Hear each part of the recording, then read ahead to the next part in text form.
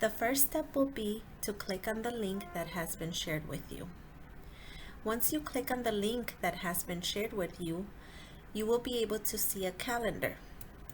The calendar will display the current week. In order to move 1 week forward, there is an arrow on the left side of the screen that you could click on in order to take you forward 1 week.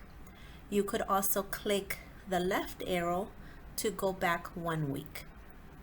Once you see a day that works best for you, select a time.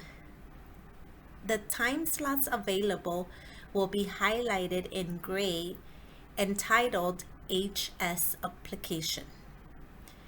For this example, Saturday, November 14th works best from 11:30 to 12 o'clock.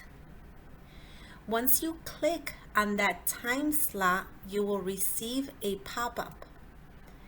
In this pop-up, it will read, book an appointment, what, high school application appointment, when, Saturday, November 14th, 11:30 a.m. to 12 p.m. Who, Marisela Moshinsky. Where, that section will be blank because there will be an email sent to you with a link to join the virtual session. Then you will click on the Save button. Once you click this Save button, you are all done. You will receive a notification that reads your appointment has been saved.